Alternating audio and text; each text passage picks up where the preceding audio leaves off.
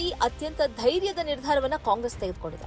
ಕಾಂಗ್ರೆಸ್ನ ಪಾಲಿಗೆ ಈವರೆಗೆ ಬೆನ್ನೆಲುಬಾಗಿ ನಿಂತಿದ್ದ ಡಿಎಂಕೆಗೆ ಕೈಕೊಟ್ಟು ನಟ ವಿಜಯ್ ಅವರ ಪಕ್ಷವನ್ನು ಬೆಂಬಲಿಸುವುದಕ್ಕೆ ಕಾಂಗ್ರೆಸ್ ನಿರ್ಧರಿಸಿದೆ. ತಮಿಳುನಾಡು ರಾಜಕೀಯದಲ್ಲಿ ಇಂತಹದೊಂದು ಬೆಳವಣಿಗೆಯನ್ನು ಚುನಾವಣೆ ನಡೆಯುವುದಕ್ಕಿಂತ ಮೊದಲು ಸ್ವತಃ ಕಾಂಗ್ರೆಸ್ ಕೂಡ ಊಹಿಸಿರಲು ಸಾಧ್ಯವಿಲ್ಲ. ಡಿಎಂಕೆ ಕೇವಲ ಕಾಂಗ್ರೆಸ್ ಪಾಲಿಗೆ ಒಂದು ಮೈತ್ರಿಕೂಟ ಪಕ್ಷ ಮಾತ್ರ ಆಗಿರಲಿಲ್ಲ. ರಾಷ್ಟ್ರಮಟ್ಟದಲ್ಲಿ ಕಾಂಗ್ರೆಸ್ನ ಬೆನ್ನಿಗೆ ನಿಂತದ್ದು ಇದೇ ಡಿಎಂಕೆ. ದಕ್ಷಿಣ ಭಾರತದಲ್ಲಿ ಕಾಂಗ್ರೆಸ್ಗೆ ಅತ್ಯಂತ ಪ್ರಬಲ ಬೆನ್ನೆಲುಬಾಗಿದ್ದು ಇದೇ ಡಿಎಂಕೆ.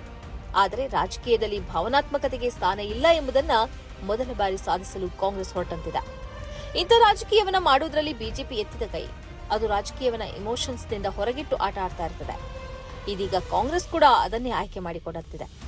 ಕಾಂಗ್ರೆಸ್ನ ಮಟ್ಟಿಗೆ ಇದೊಂದು ದೊಡ್ಡ ಪಲ್ಲಟವಾಗಿದ್ದು ಭವಿಷ್ಯದಲ್ಲಿ ವಿವಿಧ ಮೈತ್ರಿಕೂಟಗಳನ್ನು ತನ್ನೆಡೆಗೆ ಸೇರಿಸಿಕೊಳ್ಳುವ ಸೂಚನೆ ಇದಾಗಿದೆ ಎಂದು ಹೇಳಬಹುದಾಗಿದೆ. ತಮಿಳುನಾಡಿನಲ್ಲಿ ಕಾಂಗ್ರೆಸ್ಗೆ 5 ಸ್ಥಾನಗಳಿವೆ, ಬಿಜೆಪಿಗೆ 1 ಸ್ಥಾನ ಇದೆ. ಸಿಪಿಐ, ಸಿಪಿಐಎಂ ಮತ್ತು ಮುಸ್ಲಿಂ ಲೀಗ್ಗೆ ತಲಾ 2 ಸ್ಥಾನಗಳಿವೆ. ಕಾಂಗ್ರೆಸ್ ಒಂದು ಷರತ್ತಿನೊಂದಿಗೆ ವಿಜಯ್ಗೆ ಬೆಂಬಲ ಸೂಚಿಸಲು ಸಿದ್ಧವಾಗಿದೆ. ಅದೇನೆಂದರೆ ಈ ಮೈತ್ರಿಕೂಟಕ್ಕೆ ಬಿಜೆಪಿಯನ್ನು ಸೇರಿಸಿಕೊಳ್ಳಬಾರದು. ಇದು ಅತ್ಯಂತ ಬುದ್ಧಿವಂತಿಕೆಯ ನಡೆ ಎಂದು ಹೇಳಲಾಗ್ತದೆ. ಭಾವನಾತ್ಮಕ ರಾಜಕೀಯಕ್ಕಿಂತ ಸಂದರ್ಭ ಸನ್ನಿವೇಶವನ್ನ ನೋಡಿಕೊಂಡು ಆಡುವ ರಾಜಕೀಯ ಆಟವೇ ಈಗಿನ ಅಗತ್ಯ ಎಂಬುದನ್ನು ಕಾಂಗ್ರೆಸ್ ಸಾಬೀತುಪಡಿಸಲು ಮುಂದಾಗಿದೆ. ವಿಜಯ್ಗೆ ಇನ್ನು 10 ಸ್ಥಾನಗಳ ಅಗತ್ಯ ಇದ್ದು ಕಾಂಗ್ರೆಸ್ನ 5 ಸ್ಥಾನ ಸೇರಿದರೆ ಆ ಬಳಿಕ 5 ಸ್ಥಾನಗಳು ಬೇಕಾಗಿದೆ. ಡಿಎಂಕೆ ಮೈತ್ರಿಕೂಟದಲ್ಲಿರುವ ಸಿಪಿಐ, ಸಿಪಿಐಎಂ ಮತ್ತು ಮುಸ್ಲಿಂ ಲೀಗ್ಗಳ ತಲಾ 2 ಸ್ಥಾನಗಳು ಸೇರಿದರೆ ವಿಜಯ್ ಅವರಿಗೆ ಸರಳ ಬಹುಮತ ಸಿಗ್ತದೆ.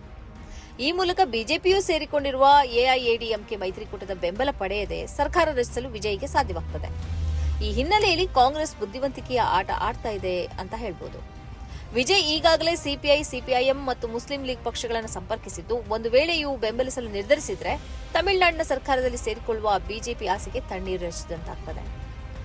ಇವು ಏನೇ ಇದ್ರೂ ಕಾಂಗ್ರೆಸ್ನ ಈ ಬೋಲ್ಡ್ ನಡಿಗೆ ಭವಿಷ್ಯದಲ್ಲಿ ಹೊಸ ಮೈತ್ರಿ ಪಕ್ಷಗಳನ್ನು ಸೇರಿಸಿಕೊಳ್ಳುವ ಸೂಚನೆಯಾಗಿ ನೋಡಬಹುದು.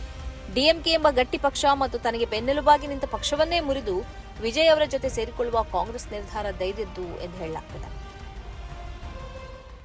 ಈ ಕಾರ್ಯಕ್ರಮದ ಪ್ರಾಯೋಜಕರು Gadiyar group of companies,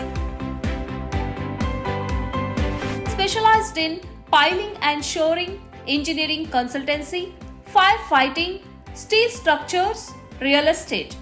Office, SIT Tower, Silicon Oasis, Dubai, UAE. ಸ್ನೇಹಿತರೆ, ನಿಮ್ಮ ಅದ್ಭುತ ಬೆಂಬಲದಿಂದ ಸನ್ಮಾರ್ಗ ನ್ಯೂಸ್ ಚಾನೆಲ್ ಈಗ 2 ಲಕ್ಷ ಸಬ್ಸ್ಕ್ರೈಬರ್ಗಳನ್ನು ದಾಟಿದೆ. ಇದು ನಮ್ಮ ಯಶಸ್ಸಲ್ಲ, ಇದು ನಿಮ್ಮ ಯಶಸ್ಸು. ನಮ್ಮ ಮುಂದಿನ ಗುರಿ 4 ಲಕ್ಷ.